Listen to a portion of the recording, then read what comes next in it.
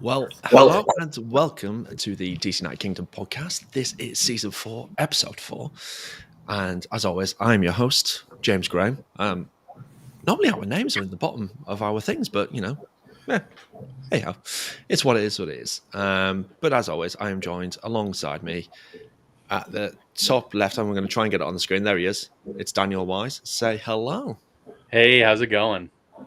I'm all right. How are you? How's your week been?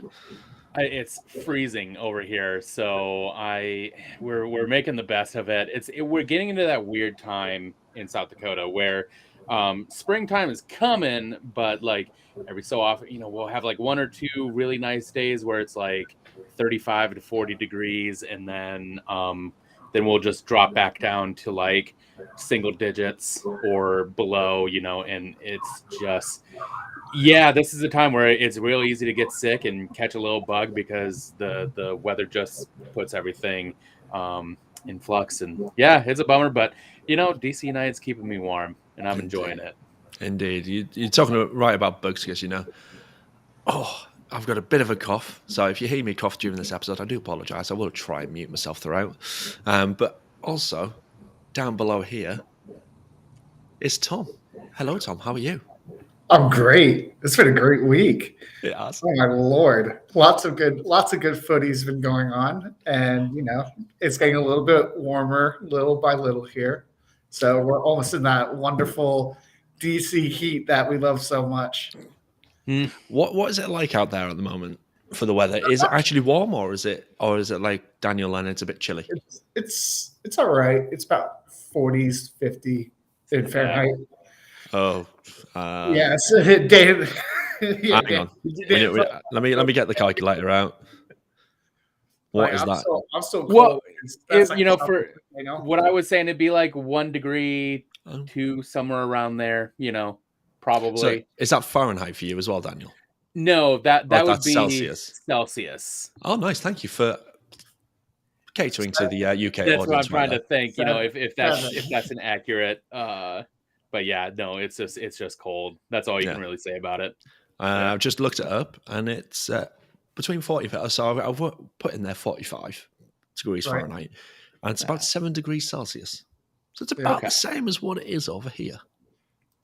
So not too bad.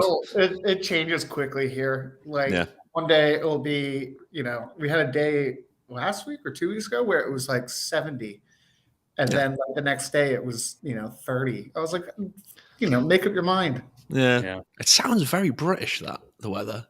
Always changing. But if you're in Manchester, it's always raining. It's always raining. It's always raining in Manchester. Let's get the comments going in the live chat. What's the weather like where you are? What a weird way to start an episode. But as we start now this season, it is Guess DCWho. After last week, after the difficulty, I thought I'd make it a little bit, not by much, but it is easy this week. It's more of a current era. Brian's just saying it's mid-70 Fahrenheit here in Atlanta, 21 degrees Celsius. It's not bad. I would like that right now. That would be lovely. Yeah. That would be lovely. Right, let's bring him up on screen. So there he is. There's the outline of him. If you're watching on YouTube, you'll see him in the bottom left-hand corner. For those of you listening, here is the rundown. Excuse me. So this player was born in Panorama City, California, USA. He's currently 36, so he's not long retired. He retired in 2018.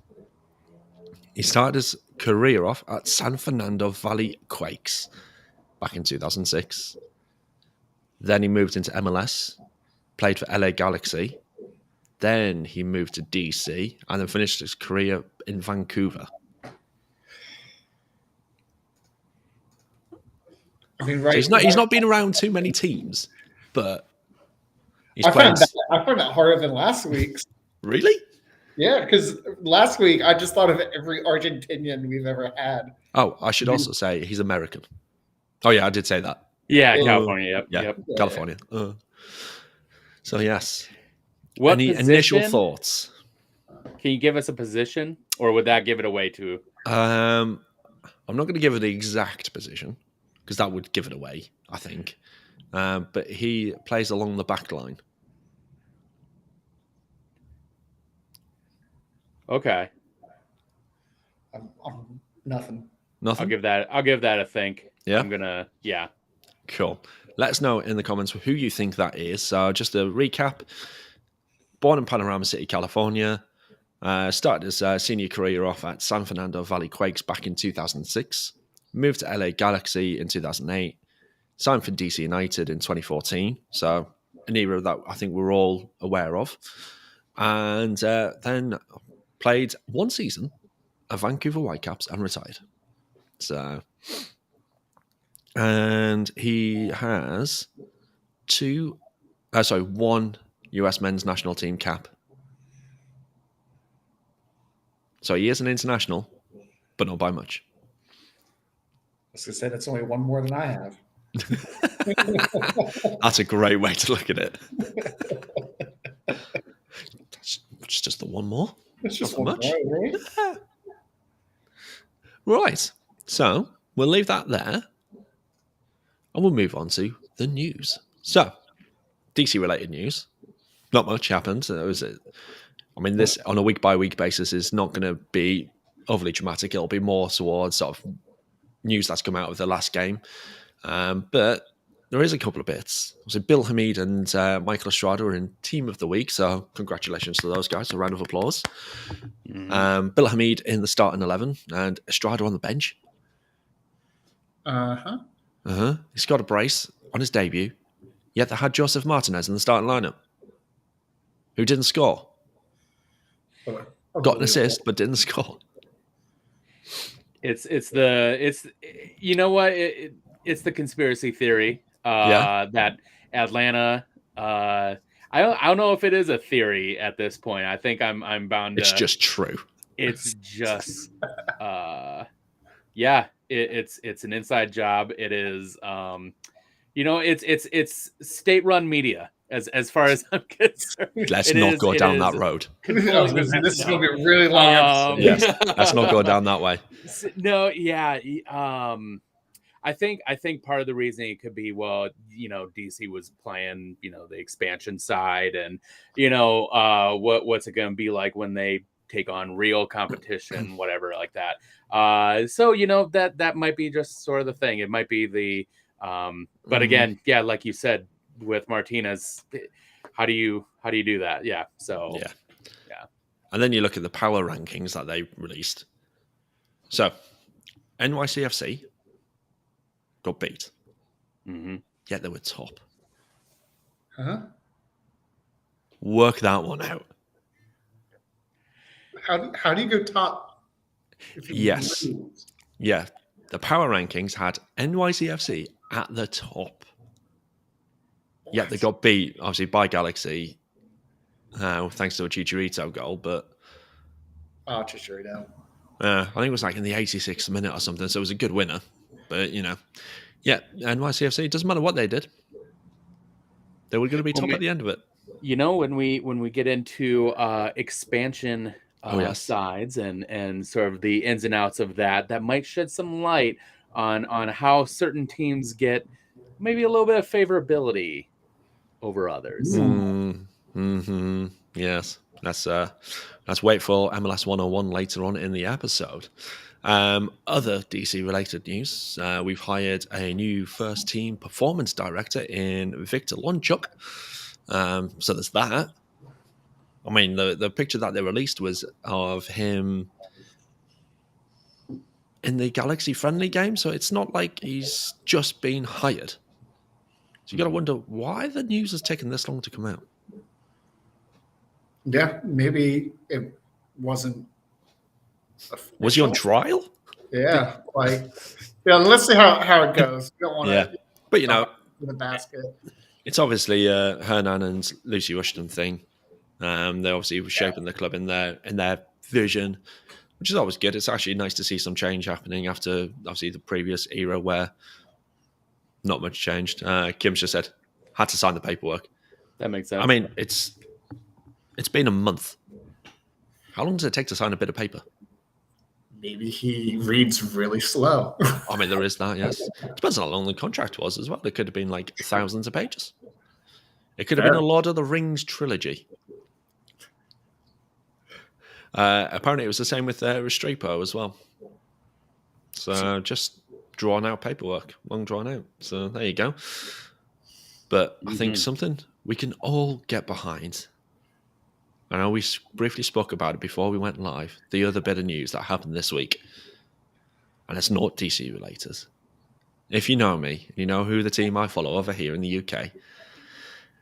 The Borough beat Tottenham Hotspurs after extra time 1-0 to go through to the quarterfinals of the FA Cup in front of our first sellout crowd for 4 years, which was... It was a great goal. Oh, what a finish. I just watched the finish over and over again, but then Borough released the inside the match day kind of thing, and they had a little bit of the build-up, and you just see Coburn, who's the goal scorer. He was 19 years old, so he's come through the academy as well. Passed it to Matt Crooks, who we signed from Rotherham at the start of the season. They played a 1-2 between each other, and just put his laces through the ball and just smashed it past Hugo Lloris. Yeah, he absolutely destroyed that. Yeah, it's not like it was a weak Tottenham team. It was the same team that beat Leeds. I mean, granted, Leeds are not doing great at the moment, but the same team that beat Leeds 4-0 the week before. Yeah, so, and not for nothing, Lloris put in a heck of a game. He had that foot save kind of right before that goal, where you're just like, how did he save that? That was the instincts on that was crazy. And he put in a heck of a game, and that's just gosh, that's crazy. And I'm very happy for Boro. Yeah, I mean the other bit was the fact that we had 2 glorious opportunities from corners towards the end of the game as well, where again Matt Crooks, I think it was in like the 75th minute, but he's free, gets the header, gets plenty of power behind it just over the bar, and then from the same side, ball comes in, and this time Johnny Howson, who for me was my man of the match for that game, because he was literally all over the place. Same thing, heads it, but it just glances it wide. So it's just like we had mob set. I think we had 54% possession. We had more clear-cut chances, and there was no VAR. Yeah, it's weird. It's so weird. Some games it was lovely. Some don't. I can't get my mind around it. Like, should they just chuck it out because some clubs can't get VAR? Yeah, I mean, for me, this is the sticking point in cup games at the moment here in the UK. Is that, well, in England, I don't know what it's like up in Scotland and Wales and over in Ireland, but if the home team is a Premier League team, VAR is used. However, if it's not a Premier League team at home, then VAR isn't used. So to me, that doesn't seem quite fair because it's not even across the competition. Yeah, that's what I don't get. Yeah. So, I mean, I would happily have it in the semi-finals and the final, because the semis and the final are all done at Wembley, but... Only Prem teams at home? Yeah. Almost very like strange. They want to give, the Prem teams a better chance because they bring in more fans and more money. Who'd have thought that, eh? Huh. Who'd have thought that? But the quarterfinal draw was drawn earlier on this evening. Middlesbrough have been drawn at home to Chelsea. So there's another scalp on our hands. They're trying to get you guys out. This competition. No, right. The problem was it was Gareth Southgate who drew it as well. Oh, that's brilliant. Yeah. But Kim's just it's a great negative against the Premier League teams when they play away. I mean, that is true. Yeah. So, but the likelihood of a non-Premier League team being drawn at home in the later stages, like the 5th round and then the quarterfinals, is a heck of a lot slimmer than it is the other way around. But yeah, it is what it is. Yeah, that's the news for this week. We need to review the game from last week where we beat Charlotte 3-0. Tom, what did you make of it? I mean, a great man last week said we're going to win this game 3-0. I knew you were going to bring that up straight away. Yeah, I was just going to bring it up. But to be fair, last season when I started on this pod and did my first prediction, right? First game I got it bang on. And then the rest of the season, I was awful. I got them all wrong. And I was like, yeah, like Canusa's going to score. And just out far left field, just not even going to happen. And so I'm hopefully going to do a lot better this year. But it's a good start once again. Yeah, good start for you. But for the game, I was really happy. I liked seeing Estrada score twice, and the penalty. I was like, ugh, like if he misses this penalty, it's going to define him all year. Yeah, and he sunk it. I just hate the stutter steps. It's just it just spoken like a true goalkeeper. I hate it. It's when you see them going, can I just take my time running up and then just caress it into the bottom corner? I'm like, no, just sprint and leather it. Yeah. That's what you need. It's Pogba who does it, and he takes like 20 steps or something when he's going up. He's literally just like tapping in place and goes so slowly. Yeah. And there was a clip that I saw a little while ago where I think it was in the Chinese or the Japanese league. It was somewhere in the Far East. And this kid just takes 5 minutes to do the penalty. But the ref hasn't stopped it because he still is constantly moving, but he's literally going like this. That's so irritating. And he scored. I would throw my boots at him. Yes. They need to go back to the old MLS style of penalties. Yeah. Do the whole run up. That was rad. They stole that straight from hockey. Yeah. They didn't even try to hide it. But I tell you what, it was so much better. Yeah, much more entertaining. Oh yeah. So yeah, let's bring that back. Why? It's 12 yards. Do a run up. See if you can beat the keeper that way. Yeah, I like it. Daniel, what did you make of the game? There were things that I liked. Once DC kind of found the edge, and they started putting in the goals. That second half was good. It was good pace. Good all around organization with the team and keeping the ball, putting pressure on Charlotte. But yes, the early part, and I want to say that was probably with Knaus being out. That definitely has an effect, and he is a player who I think really shores up that midfield. And he's got veteran experience where he can communicate and he can be a leader out on the field. And I in his place we had Skundrich out there, and we were we got on the meme train with him, or at least I did last season. And that's not Duncan Andrew. No, but it was for sure a different presence, and just the intensity was not there. But then again, I was coming off watching the Vancouver Columbus game, and if you saw that, Columbus looks scary because they just absolutely harried the entire match, made Vancouver look completely lost. And they've got weapons, and man, it's gonna be a scary team to watch. So I would have liked to see a bit more intensity, a bit more physical presence. For the most part, like I said, I was going to be watching Brad Smith quite a bit. He's great. He fits the Losada system really well in kind of that wing play. Coming with support on that wing, but his tracking was good. But I want to say he got a little bit bullied in the box. So it's one of those things where I want to see just a little more physicality and a lot more intensity. I want everyone kind of like channeling their inner Kevin Paredes and really getting after people. And that's I think if that would have been the case, I think my 5-0 prediction would have been spot on.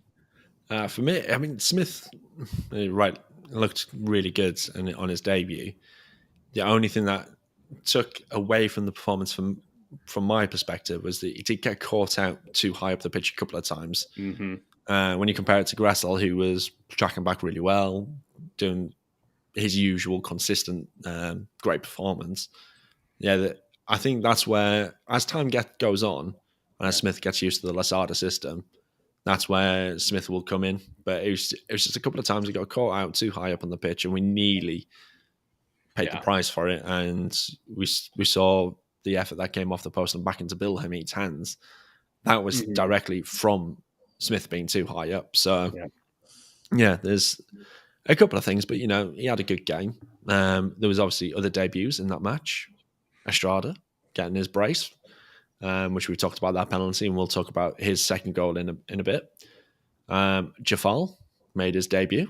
Mm-hmm. I really enjoyed his debut. I thought he looked very good, considering he was 46th pick in the Super Draft or something like that. Really, absolutely epic. Couldn't fault him really. And Liardi, who we signed on loan from Loudoun United for a grand total of 4 days, just to fill the bench. I mean, yeah. So there was that. And to be fair, he looked pretty decent as well. I think he came on for Griffin Yeo, if I remember rightly. So yeah. So it was those. But yeah, Estrada, as we spoke about earlier, he got his penalty in his scary stutter run up. And then his second goal, which came off a deflected shot, which you're going to take it, aren't you? You're going to take anything that comes your way. Yeah. Yeah, I thought he had a good game. You know, he doesn't he doesn't know the players super well. If I don't know if you guys watched his interview, but he speaks no English whatsoever. Yeah. No. He can't. Yeah. So I was thinking, like, how is he communicating with his teammates? But I'm sure he's learning words here and there. But I was really happy with it. Yeah. I actually completely forgot. I was watching the game with two of my buddies. I actually completely forgot that we had Ola Kamara. And my friend's like, "Where's Ola? Where's Ola?" And I haven't looked at the lineup, right? So I haven't seen he's on the bench. And I was like, "Do we still have Ola Kamara?" At a moment of just pure like, why? What do we do? And then he subs on, and I was like, "Oh, thank God. Okay, we'll be fine." Well, to be fair, he got himself a goal. About 10 seconds. I mean, it didn't take long for him. I mean, the Kamara hype train is certainly underway right now. Oh yeah. Oh, that was a fluke, though, wasn't it, Daniel? Yeah, that was the nipple goal right there. That's my favorite kind of goal, and that's nothing but skill. But going back to Estrada, one thing I think DC has been missing for years and years and years is a number 9 with like a poacher's mentality. So it has the wherewithal for those deflections, has like a certain, I think soccer is soccer. Yeah. And yes, you do have communication barriers, but if you can read the game, that's all that really matters. And he kind of showed that. So if he keeps on doing that, it's those loose balls that just kill me every time. It's just like you gotta score those. Especially with the chaos happening. That's just such a huge thing. And seeing that, like, I'm like, yeah, okay. I'm excited to see what Estrada does going forward. Definitely. Other things of note from that game: Bill Hamid, 79th clean sheet of his career, absolutely fantastic. Made 5 saves, which obviously earned him that spot in Team of the Week. Poacher's mentality means nothing if the team doesn't put the ball into dangerous places. That was from Kim. And imagine you would agree with that. For sure. Yeah. And believe me, with Gressel and Smith coming up on those wings, I think that's totally possible. Yeah. All 3 goals were goals because they put the ball in dangerous places. Absolutely. Yep. Yeah. Yep. Can't argue with that. Other things, obviously mentioned Ola Kamara getting the 3rd goal of the game and his 1st of the season, which means his minutes per goal ratio is 1 every 30 or ish. Something like that, I want to say. So we'll take that. Not bad. Charlotte. So let's flip it over. So that first half was, in my eyes, from a DC perspective, was pretty abysmal. Yeah. When you're playing against an expansion side and you look at expansion history, which we mentioned on last week's show, it's not been great. There's been 1 win since 2011. So when you look at that and you think, we should really be beating the side, you look at them on paper, there weren't anything special. They obviously had Yodi Rayner up top, who scored 4 goals for us in a month, and then that was it. Mm-hmm.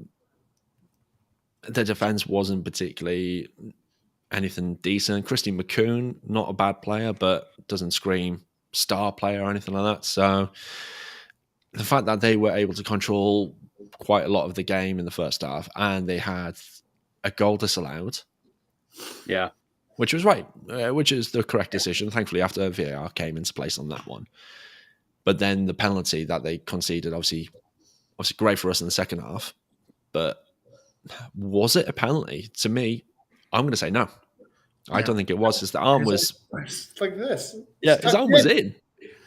It's like, what else do you want him to do? Chop his own arm off? I mean, I thought it was pretty harsh. And then we did a handball in our own box. And I was like, okay, well, that should be a penalty then. But then that went to VAR. Yeah, it made no sense.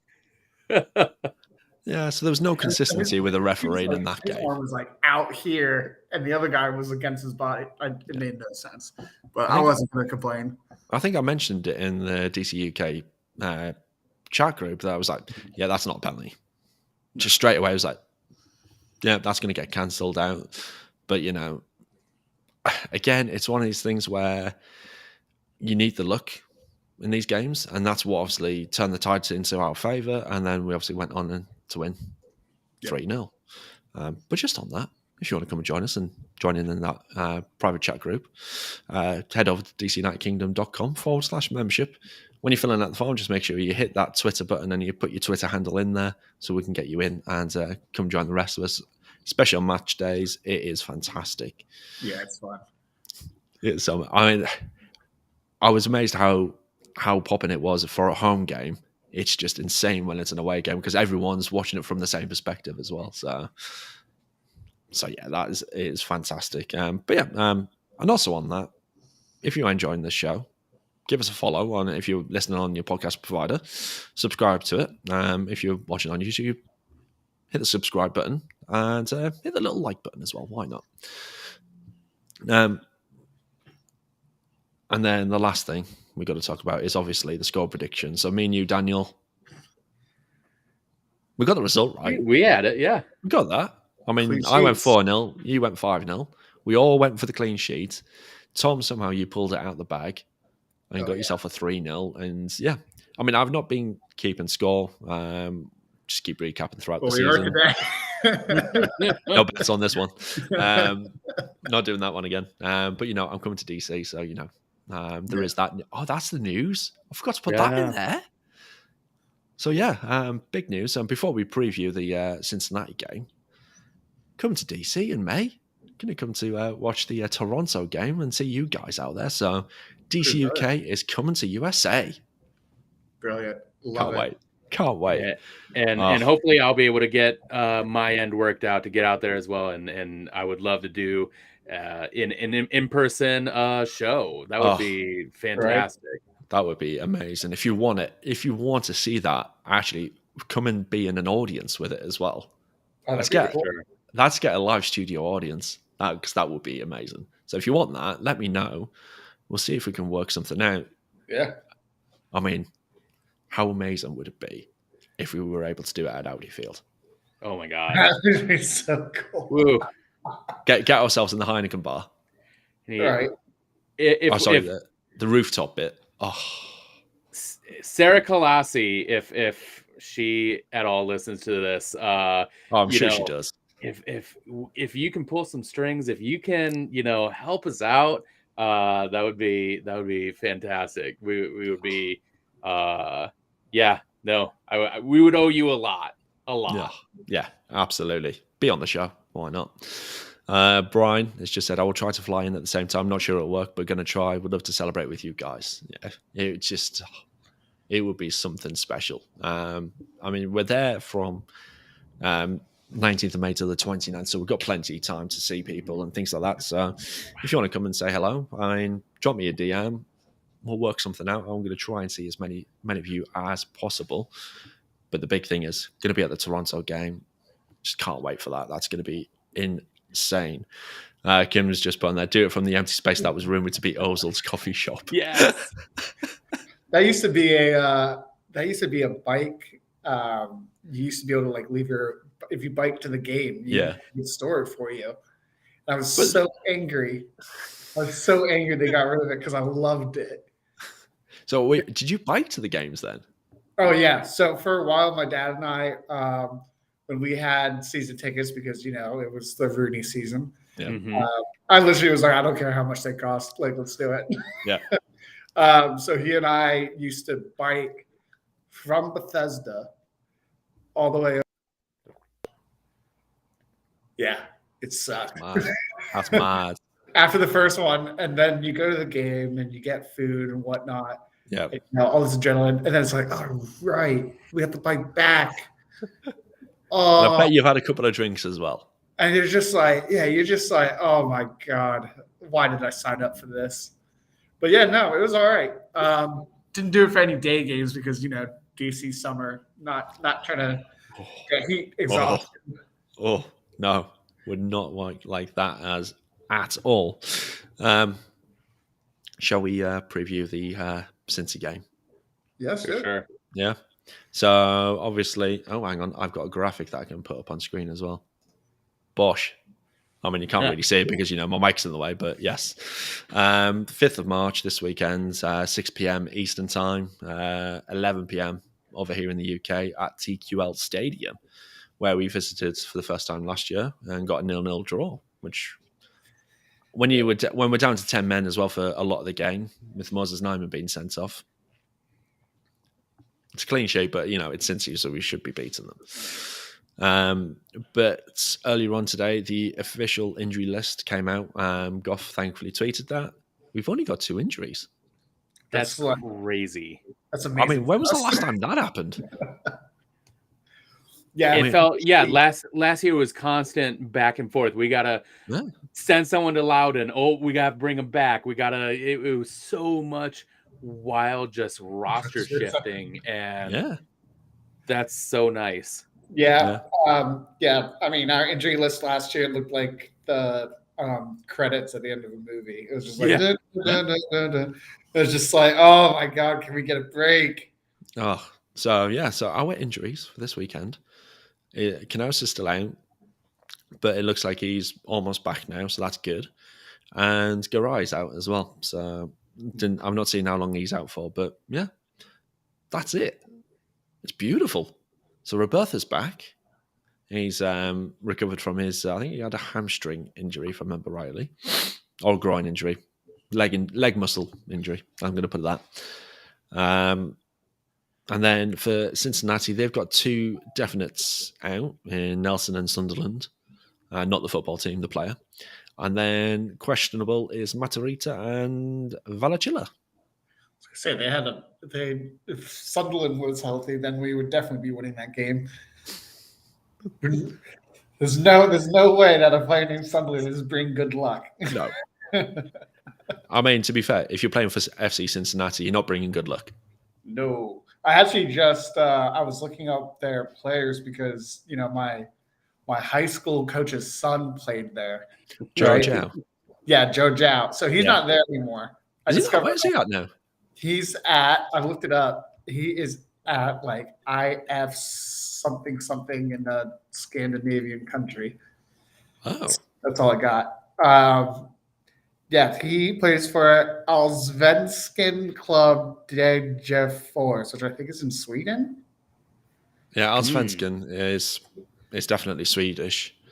Yeah, so he's there. But I did realize that a player who has played for Louis van Gaal and now plays for FC Cincinnati at the age of 27 is Manchester United's own Tyler Blackett. Yes, Tyler Blackett, yes. Did not realize he was on that team. And did you? I mean, obviously being from over here, seeing that happen was just like, why? I was just like, didn't I watch you start against like Man City in 2014 or something? It's a fall from grace, isn't it? Yeah, it was just like, I just shook my head. So they've got that. Key players I kind of pulled out. Obviously Matarrita, but he's questionable. But for me, he's one of their key players. Brenner, their Brazilian young DP. And then obviously we'll be facing two of our former players as well in Lucho Acosta, who I didn't realise he's not a DP. I thought he was. Oh, wow. So whether they've brought his contract down. Wow. Because they've got there's someone else who's a DP, and then they've got the Brenner who's a young DP, but that's really surprising considering this that. This is going off the MLS Soccer website. Yeah. So whether that's true or not. The moment that we like paused his career when we stopped the PSG thing from happening. Yep. Yeah. He never forgave us. No, not at all. I get it. You know, well, who was he supposed to be backing in for? Neymar? It was like, yeah, he was. They had some injury troubles with him, and if you look at just like where he was at that point, and there's a famous article that was written in The Athletic about him, and just that whole roller coaster of a 72 hours for him. Where he was on top of the world, and then he was in Paris. Yeah, he was. And he for all this time he's being told like, yes, this is happening, and then suddenly he gets there, and then PSG was essentially like, what are you doing here? Like, that's kind of how it played out. It's like, what? It is the Odem Wingy situation. Isn't that literally what Aubameyang did too? I know, but Aubameyang signed. Okay. I was going to say, so he actually signed. Aubameyang was late to Arsenal practice and basically got exiled, and then he showed up early to Barcelona. But it's, I don't know whether you guys remember, but it's, Peter Odem Wingy used to play for West Brom. On deadline day, travelled down to QPR to force a move through, and QPR went, no. Bye. Just no. Not interested. And he's out there, and then things like Sky Sports saw him there in London, and he's there in his car. He pulls his window down. They do a full interview. He's like, "Yeah, I'm going to be signing for QPR. This, that, and the other." Talking the game. That's embarrassing. It was hugely embarrassing. I don't think he played again for West Brom after that, but it was brilliant. PSG fallback plan when they didn't get Lucho was to get Messi. Yeah, this is fair. Can't argue with that point. Right. There was a pre-match press conference today. I don't know whether you guys managed to see anything from it. I saw a few tweets about it, so there's just a few things I wanted to point out. So Lasada was asked about the versatility of the roster that we've got at the moment. He's happy that he gives us a lot of options to have experienced players coming off the bench. He's gone on to say that there's no starting 11 players. So everyone's going to get minutes. Everyone's going to be involved. So there's no one that is guaranteed to be in the starting 11. There's no one guaranteed to be on the bench. Which, yeah, let's see him bench Bill Hamid. Let's see him bench Bill Hamid. Yeah, let's not. I'm not sure I agree. This is the one thing I don't agree with. I want to see a consistent starting 11 because that's how you build chemistry and that's how you build consistency. Yeah, you need to have your regular guys, and then the thing of competition is the guys that are not in the starting 11 every week are trying to break through. And so, yeah, I don't like it's that's a very like rec soccer thought. Like everybody gets a chance to play, and you get a game, and you get a game. It's like it's like these guys are getting paid to be their best. Like you know, they gotta earn the start. Yeah, I mean I just don't agree with it at all. And you look at the schedule for this year. It's not like there's a lot of times where we've got Saturday game, Wednesday game, Saturday game, Wednesday game, Saturday game, Wednesday game in such a compressed time frame now, because they've realised actually it doesn't work. I think there's 5 midweek games throughout the year, right? From what I remember. So I don't know what are you thinking about that, Daniel? You know, it's I think that's a morale line. You know, in essence, I think yes, Losada wants to kind of keep the door open. He's a guy who needs like 100% of the team to buy in. Yeah. So if you kind of rhetorically keep people's mind in the game, then when those times happen where say, our injury sheet might not stay this short throughout the season. I think he wants players to keep focused on the season and not just be like, well, these guys, they're clearly the favorites. They're the starting 11 and, they're just kind of hanging out on the bench. He needs everyone to be ready at any time. Yeah. I think David's actually made a good point here where it's a good thing to set at the beginning of the season when there is competition for positions, which, I suppose. But again, for me, on the flip side of that is some players might take that as, well, I don't need to try as hard because I'm going to get minutes anyway. Yeah, I'd like to see a little bit of proof behind what he's getting at, Yeah. If there's a guy who's off for 2 games, 3 games, then all right, well, but yeah. So there's pros and cons behind saying things like that. It's just me personally, I just don't. I wouldn't have said that, but other things he did say on the quality of Cincinnati. If that, I don't know. I can't believe I just said that. That's something you shouldn't say in the same sentence. Quality in Cincinnati, but he said since he didn't deserve to lose 5-0, they have a very scary front three, which, to be fair, they do, and maybe they have qualities that we don't have. Oh,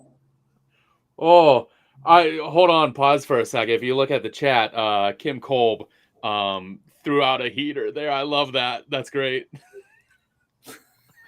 Boy, talk about, I was so excited for him to come back. Yeah. He was going to be incredible. And then he just coasted. He did less than coast. He just didn't bother turning up.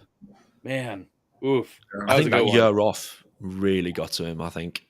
Yeah. Yeah, he just never came back the same. No. A bit like Lucho did.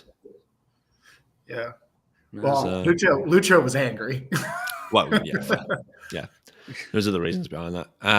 Anand's gone on to say as well he's not expecting an easy game, which it's fair to say it's away from home. You look at what happened last season where we drew 0-0. It's going to be a tough one because the crowds actually were quite loud. I remember that there was a good atmosphere at the TQL, so I'd imagine that's going to be the same again. But are they still going to be a bit fragile after that heavy defeat from last week? Are we going to be aiming to go full throttle from the kickoff and aim to get an early goal? Or is it going to be a case of we see how they start and then work our way into the game after that? So there is that. And then on Acosta, he said Acosta's a good player. They've got lots of experience across the board. They've got to be respected. So, which is fair. You've got to respect every single opponent, no matter what, even if they are as bad as Cincinnati. But yeah. I want to see what happens. Like, that, there's a part of me that is almost kind of interested to or I'd want to know how DC would have responded had the Charlotte goal been allowed, or say if the offside didn't happen. How the team kind of responds to that. It's one thing to kind of go for that early goal, but I'm always interested to see how teams respond after conceding the first goal and then going full throttle after that. Obviously you don't want to see early goals happen, but you get a sense of like what teams are like and how well they're working together is when that first goal sort of passes through them. So yeah, no, I think Losada, he's got to put the pedal to the metal and just really do that pressing style that he is really trying to instill, and just be way more physical. That's what I want to see out of it. Yeah, definitely. A couple of more things before I ask for you guys for your score predictions for this game. Head-to-head wise, we're unbeaten against Cincinnati in the 6 games that we've played. We've won 2 of the last 3 as well. As I mentioned before, last time at TQL, we finished 0-0 with Nyman seeing a red for last-ditch foul on Brenner. I mean, that was just past the halfway line. Cincy have suffered the worst opening day defeat ever. So Cincinnati being Cincinnati. And that's pretty much it that I've got on my notes for that game. Just to, excuse me, just to go back on the chat there. Kim's just said, big test for Cincinnati, trying to bounce back in Pat Noonan's second game as coach. Yeah, I mean, it's going to be tough for him to rally the troops to get them back going again. And then David just said, wondering if Pines gets minutes. Would love to see Lucho bounce off him. Yeah. My only worry is Lucho might just go through his legs. Yeah. He's a quick little guy. I mean, yes. He's clever. Teeny tiny. I think he's what, 5'3"? Yeah. I mean, I can't wait to see them standing next to each other. It's going to look hilarious. He doesn't have Rooney sending a cross from 3 miles out, though. That's true. Yeah. Right. So yeah. But to be fair, Lucho leapt like a salmon. Oh my God, amazing. That play is so funny because you see Lucho kick one of the That was picked up in the VAR. Yeah, as well. Picked that up, and it's just like. I mean, to be fair, that player was never going to catch up either.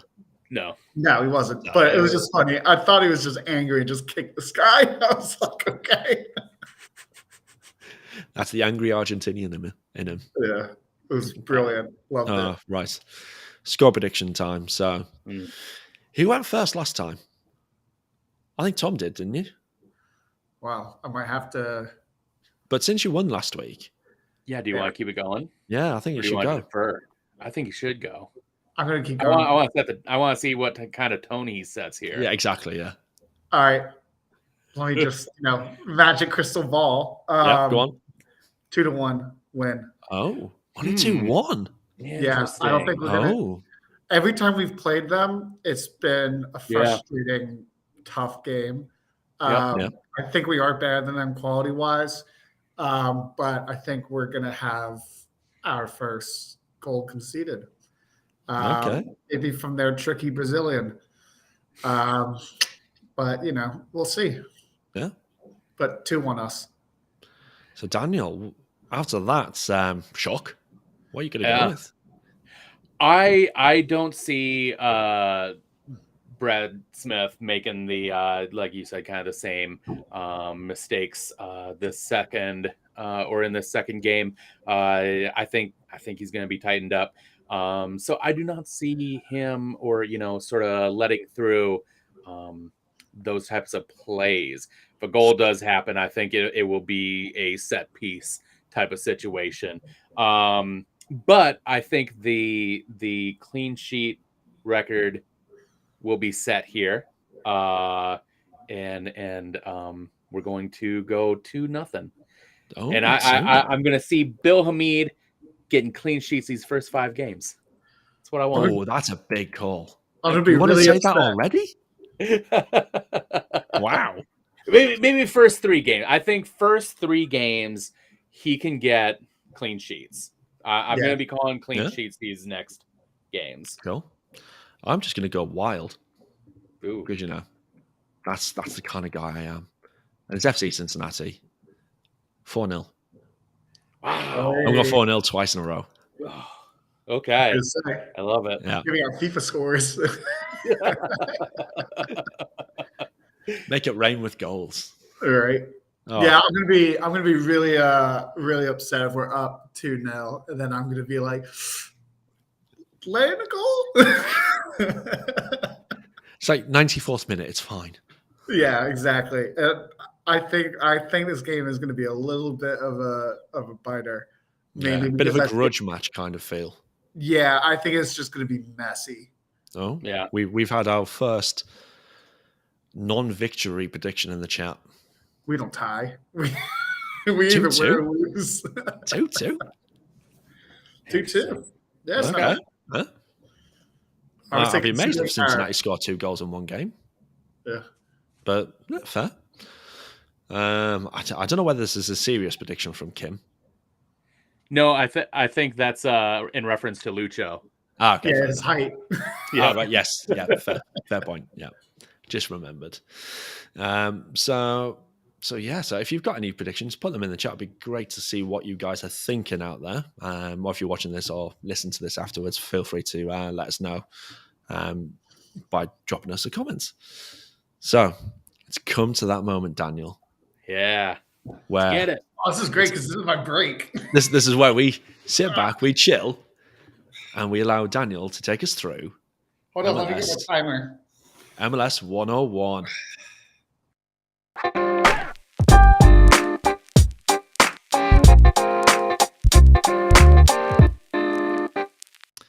All right, before you start the timer, Daniel, what is it you're going to be taking us through today? Well, being that it's appropriate that we just played MLS's newest expansion team, I wanted to kind of go on kind of the track of what it takes for an expansion team to happen in Major League Soccer. It has been MLS's mission for ever since it opened to just grow and grow and grow. But over time, the rules have changed, and the expansion process these days is a bit different from how it was, about 10, 15 years ago. So gonna walk through a little bit of what that sort of looked like back then, and what the process is now, and what things look like going forward. So there are 3 main rules on how a city kind of becomes an expansion city. Should we give you a countdown? Am I starting? Let's give you a countdown. Okay. So Tom, you do the countdown and start your timer. All right. 3, 2, 1. 3 simple rules for a team to enter MLS. 1, you need a financial backing from either an owner or an ownership group that has a financial wherewithal to support a club. 2, you need a stadium or approved stadium in process of being built, and preferably soccer specific. You also need it to be in a metropolitan community, so a large city with, probably a population of more than 1 million, or, around that sort of ballpark. And then a sort of existing soccer culture that is able to support the team in that way. Now, how does expansion work once the process is put in? So you have what's called an expansion draft. And what happens is that when teams come into the league basically tells all the existing teams, you have to put, or pretty much any player that you have on your roster that's senior roster, supplemental, whatever, is up for grabs. However, you are able to protect 12 of those players. Now, there's other stipulations where homegrown or Generation Adidas players who are below a certain age or haven't graduated as of that year are automatically protected. And then if you have international players, if you say have like 4 international players, 3 of those need to be up for grabs and 1 is protected. And then it goes lower the lower you go. And then for designated players, essentially those players are up for grabs and they aren't automatically protected. Along with that, in December, Charlotte was given 5 rounds, 3 minutes apiece, to basically select players from the teams. Now, there were 5 teams that were essentially exempt from this, who gave players to Austin when they entered the league. So they didn't have to worry about putting up a list. All other teams, though, had to put up their list. And so with these 5 rounds, Charlotte essentially built from that selection. So they built up, they took 2 players from DC United and or no, was it 2? I forget how, but anyways, 2 of our players have ended up on there. God. So along with that, you have the super draft, and with that, they essentially decide how teams select based on their performance throughout the season. So players who performed worse, they are at the top automatically, and then it kind of goes down from there. And then depending on how teams performed in the playoffs determines on their order there. However, expansion teams are always at the top. This also applies with the player allocation ranking, and this essentially allows them to have right of first refusal with players. So if they have their eye on a specific set of players of either national team, players returning to MLS, and then a third stipulation, they can essentially say, we want these players and we're going to work through that. Looking forward, we have a confirmed MLS team coming in 2023. That is St. Louis City SC. They have been working for a long time. Actually, it started back in 2008. They were initially turned down by MLS to join the league because they did not have what MLS saw as a viable financial backing. But now they have come along, and they've, through legislative process, they've approved the stadium, they've approved a budget for all of it and backing and all of that. And now they're going to be the next team. After that, MLS is looking to expand to 30 teams. And right now you've got Las Vegas, Phoenix, and San Diego kind of in the running. And since about 2014, these teams have been more or less in talks with MLS about coming in. A lot of it has to do with the market and how big the city is, how viable financially it is. And, we will see, come 2024 or so, what that will look like going forward. If you want an interesting kind of look at, sort of like the graveyard of or cities that have tried expanding into MLS, just go on Wikipedia and look at like their really extensive expansion list. It's really kind of comical seeing how many teams have or cities have tried to expand into MLS. And that is time. That is expansion in MLS. Where am I at? Go on, Tom. I think it's close. I'm going to say it's around about 5 minutes and 40 seconds. It's closer than that. What is it? It's 5 minutes and 10 seconds. You know what? Second game of the season. I will take that.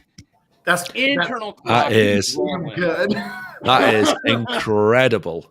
And on that note, actually, I think you had a naughty pop quiz question. I do have a naughty pop quiz question, and I want to put this on you guys in the chat as well. Going to be exposed. In 1998, MLS had their first expansion teams. Here's a clue. It's 2. who were those teams or what were those cities? And if you can name the teams, that works as well. I think I've got one of them. Okay. And I think my second guess is a wild punt. Okay. Tom, have you got any ideas? Seattle. No, they were way later. Yeah. They were like 2004 or something like that. Something like that, yeah. I'm agreeing with Kim. Yeah, I'm looking at that. I'm agreeing with Kim. He's put in Chicago Fire and Miami Fusion. That's correct, except Chicago was known as Chicago SC in that initial expansion. When did they the fire, were. When did they become the Fire then? That escapes my mind. I'm just going. Maybe they were like, you don't have a mascot. Like you need to pick something. That's a whole nother 101 I could get into. Yes. Is about kind of the naming that teams have gone through over the years. But yes, that is correct. Miami Fusion and Chicago Fire. Well done. Wow, there you go. Well done, Daniel. That was fantastic. You. Yeah, I was more nervous about forgetting my question or the answer to my question after doing my whole thing there, but thank goodness I was able to remember all that. But it's brilliant. Like I'll have friends that like obviously watch DC United, but they don't understand ins and outs of and how complicated MLS is. So now I'm just like, yeah, well, we got a guy who is going to explain it in 5 minutes. Yeah. Good luck. And on that bombshell, let's roll the clip.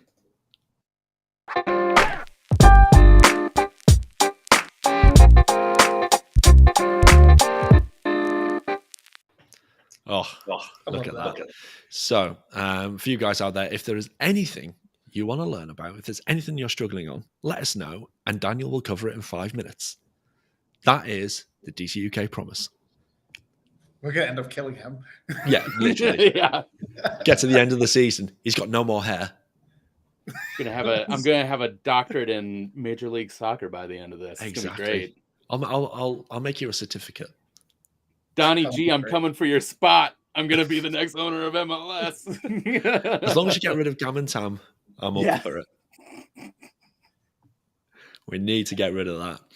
Right.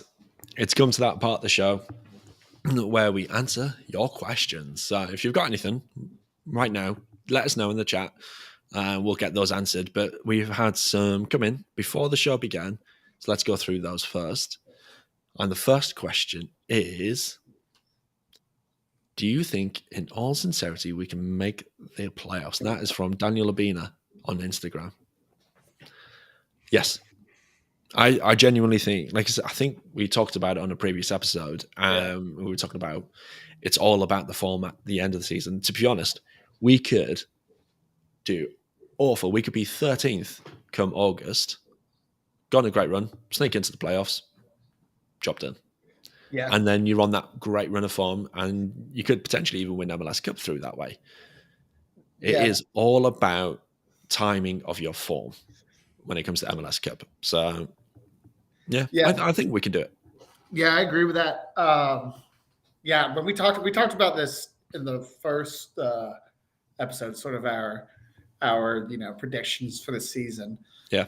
And I think we all said that we would squeak in. I'm sticking with that. I think we make it, and I think we can make it. The big thing for me is we just got to finish games. That was a massive issue last year. Yeah. We just couldn't do it. We were letting in, we were conceding in the last minute all the time. Yeah. Or we would just fall asleep and get punished for it. There's only been one game, but it's looking a bit better. It's all about, as James was saying, we need to keep that consistency in what we can do. Daniel? I am keeping my eye on that New England game. That I think is going to be kind of like the first true test for DC. I think that'll gauge sort of where they're going to be when you're kind of like gauging them against a team like New England or the teams that are sort of on that level. It could be a gut punch, but it's going to be how they perform, how they respond, and it's going to be a season that is going to be interesting to watch. I think it's going to be fun. I think they do make the playoffs, but depending on how they perform against those top teams, will determine how I feel about what happens after they make the playoffs. We've got Columbus after that as well. Yeah, I think our first test is going to be the third game because I'm positive that Chicago are going to be the dark horse of this year. But then after that, it's probably going to be the Atlanta game, followed by NYCFC. Mm-hmm. Those two games back to back are going to be tricky ones. I just hope we do well against NYCFC because that's my birthday. Yeah. And who wants to get beat on their birthday? Nobody wants that. So last time I came out for my birthday, we drew 0-0 against Montreal. That was a sad game. Rooney was suspended as well. He got sent off in the game prior against LAFC. When I was on the flight, literally took off, landed, and then found out that Rooney had been sent off and got beat 4-1. I was just like, yeah. Why? I was at that game. Oh, I was in the supporter section for that game. It's just like absolutely abysmal. Actually, I'm not gonna lie, that season, a lot of those home games, minus that Orlando one, a lot of those home games were horrible. I mean, my dad was like, "Why do we get season tickets?" Yeah, I mean, to be fair, it was a bit of a dull season, but let's move on to the next one. Best, yeah. All right, 2 seconds. Excuse me. Next question from Want to Go 2005 on Instagram. He is a DC UK member as well, so hello to you. If DC picks up 6 points in the first two games against bad teams, should we start thinking playoffs? I mean, I never like thinking about where the team is going to end up, this early. Yeah. I'd give the hopeful response now, but I'm thinking that, when we get halfway through the season, and as we were just talking about, like these real tests with New England, Columbus, Chicago, those are going to be season-defining games, and they're all pretty close within each other as well, actually, those three games. Yeah, so, just looking at it, is basically the month of April is... April's going to suck. April's not going to suck. It's going to be great because we're going to win every single game. But it's gonna be our benchmark. Yeah, that's going to be our yardstick to really put on our pedestal. Where are we against the league? What is our actual level? So it's going to be interesting. Let's put it that way. Daniel, what do you reckon? First two games against bad teams, and I mean anything could happen against Cincinnati. It's wild, but you can't. It's tough to define it. Kim actually just said end of April is about when you can decide how things are going to shake out. But honestly, I get to around September even where I'm like, okay, I feel really confident about the teams that are going to be making it. And I think I will be, depending on how I, like I always say, I always kind of judge DC United based on how they perform like in August. And so if they keep strong in kind of those deep summer months, then I'll be able to tell whether or not they'll be a playoff team. Yeah, no, 100%. Cool. Right, let's move on to the next question then, which is coming from Victor. He says, how lucky are we to be playing the two worst teams in the world in week 1 and 2? Very. Yeah. I mean, yeah, it's just we couldn't have really picked a better opening round of fixtures, really. Yeah, gives us a chance to get some momentum. Yeah. But, on the flip side, if we somehow lose to Cincinnati... No, let's not use that word. We don't use that word on this show. If, though, something happens, then, that can be flattening. But we're full of confidence. Yeah. Agree with that, Daniel? I do. Here's the thing. It's their chili. It's cursed that city. So, I think that works in our favor. But yeah, I'm not going to say a whole lot about how I feel about this team coming off these first two games. Like I said, I got my eyes set a little more forward, but I think Losada is going to take kind of the opposite approach. I think he wants the team focusing on each and every game, where you can't look at any of the teams as a kind of walk in the park. Yeah. And to be fair, Charlotte, unknown quantity. Yep. In all honesty, even though we know what the players they've got and everything, you just don't know what they were going to bring to the table. And I think that first half showed that we weren't expecting what they did. So we'll see what happens with those guys anyway, whether they take the wooden spoon from Cincinnati, which I think they might want to hold on to. Next up is this one. Mikel. Thank you for sending your question in. I think it's the first time I've seen you send a question in, so thank you for that. I think that's Mikel Arteta. Probably, yeah. He's using his personal account. Yeah. This is a burner account. So, Mikel, thank you for sending your question in. Thank you. Welcome to the show. Daniel, what's the biggest thing you're excited for this season? I'm excited for goals. With how Estrada came out, I think if he comes out with another multi-goal game, I'm not necessarily gonna say hat trick, but if he comes out with that kind of vigor again and just puts a few more away, that's gonna be an incredible start. I'm just excited to see this team score goals. I'm sick of the grinded out 2-1, 1-0, type of games. I want to see some good action here. You want to be entertained. Yes, absolutely. Yeah. Are you not entertained? Yeah, and that's where I was going. Yeah, I will take a a 3-2, whatever type of game too. Those are just fun to watch. So yeah I want to see goals.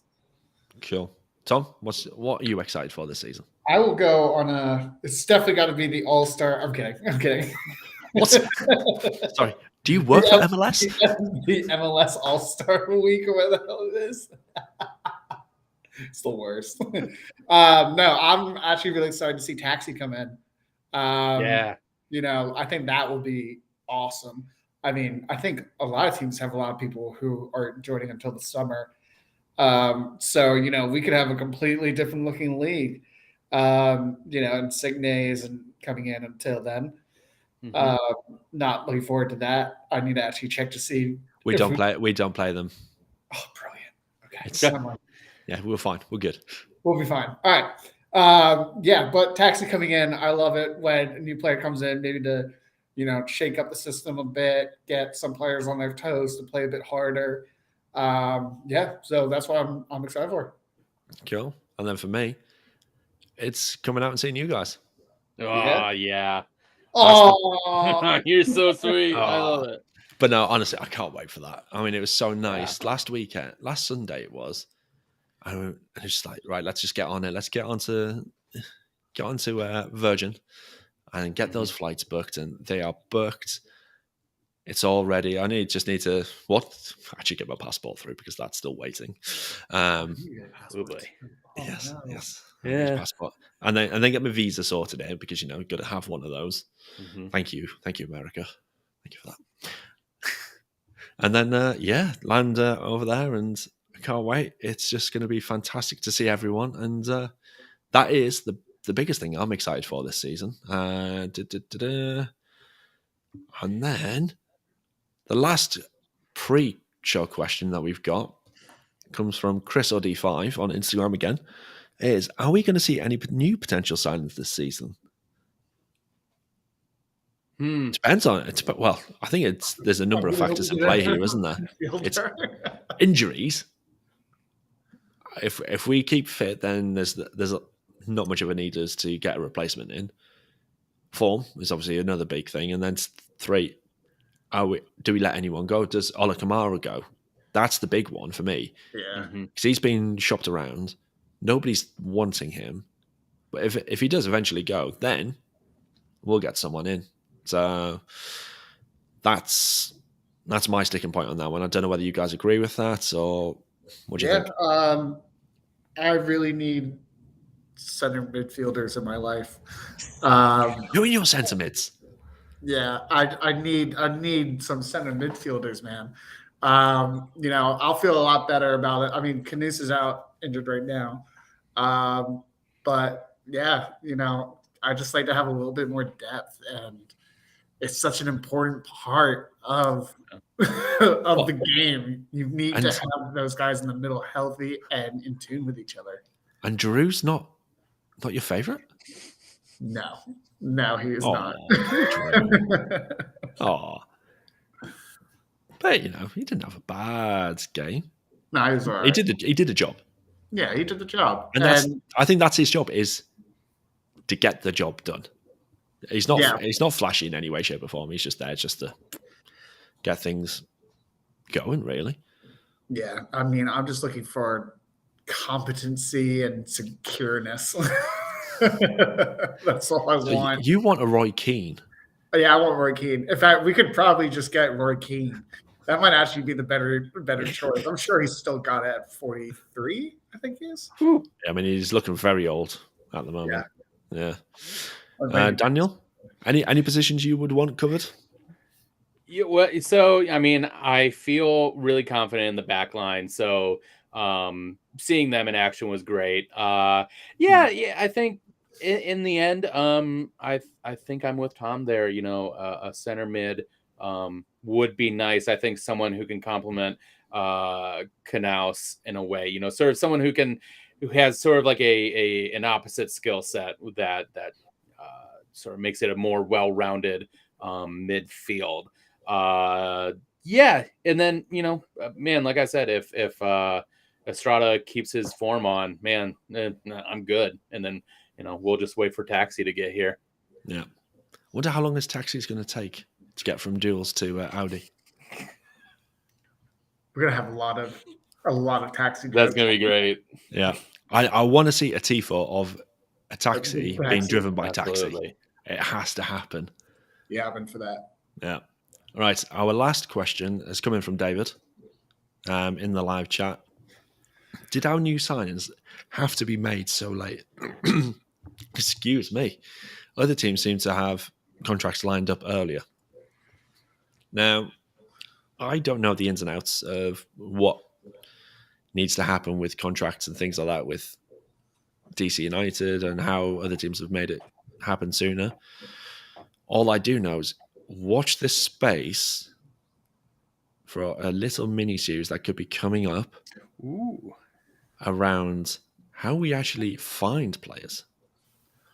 That sounds awesome.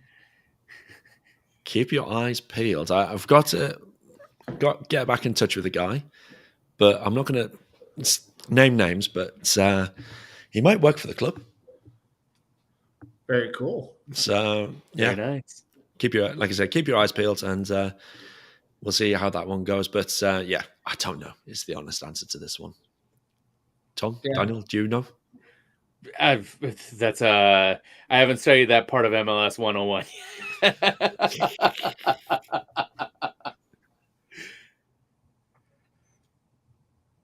We need that. That's good. That's going to be. I mean, if you can do that in 5 minutes. Oh boy, that'll definitely kill him. Yeah, that would definitely kill him. I think he would be reading off a script for that one. For sure. Couldn't even blame him. Yeah. Not at all. Not at all. Right. Those are the questions answered. So thank you guys for sending those in. That's much appreciated. It's now for the final bit of the show before we wrap things up. It is Guess DC Who. So let's just bring him back up on screen. This guy. There we go. There he is. He was born in Panorama City, California, USA. He is a defender. He started off at San Fernando Valley Quakes before moving to MLS with LA Galaxy. He played 160 times for LA Galaxy. He signed for DC United in 2014, playing 101 times, scoring 3 goals, and then moved to Vancouver Whitecaps in 2018, making 11 appearances.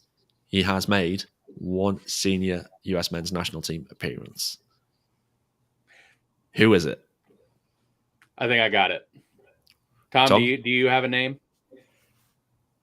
Yeah, but I'm like 90% sure I'm wrong. Oh, okay. So you're only 10%. Yeah. Do you want to go? Shall we, Tom? Do you want to go with your 10%? Yeah, Brian Boswell. It is not. Daniel.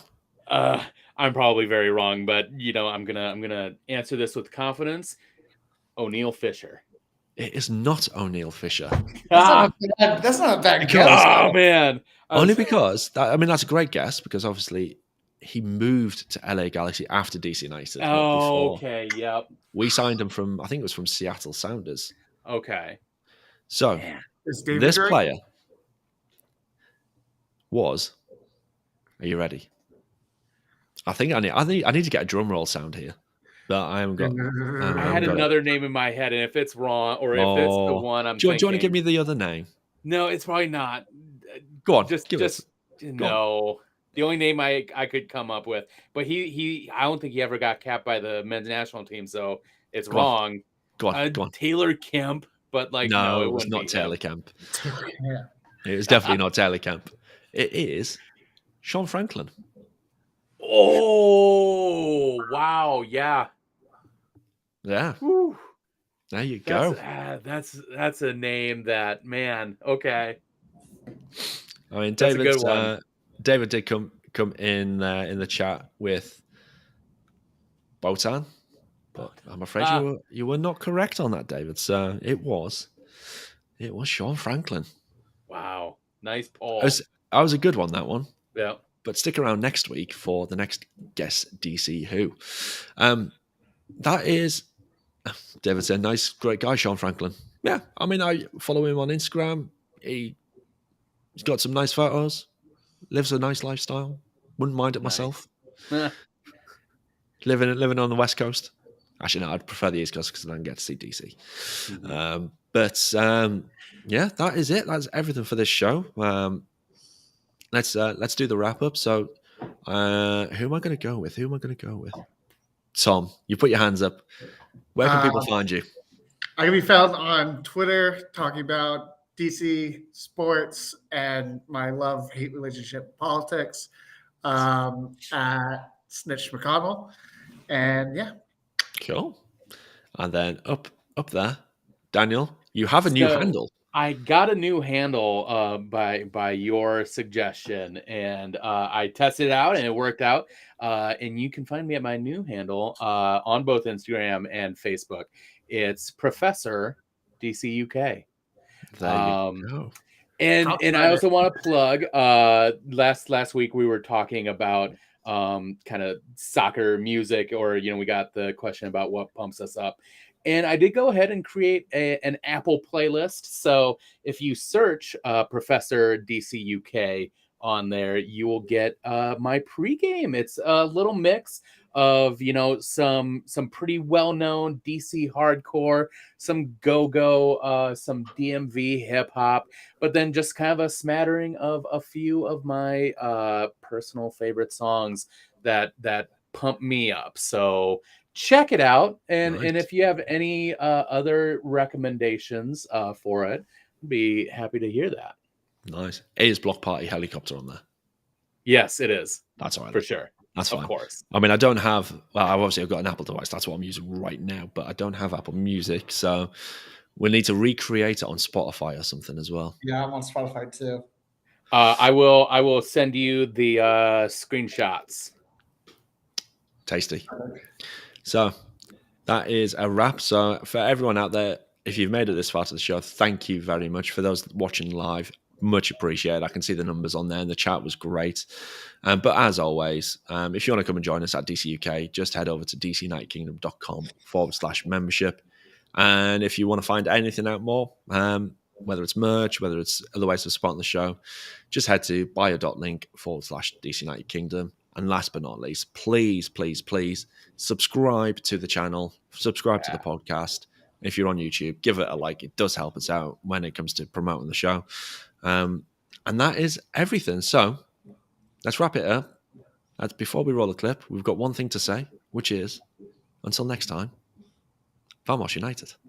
Vamos United. Vamos United.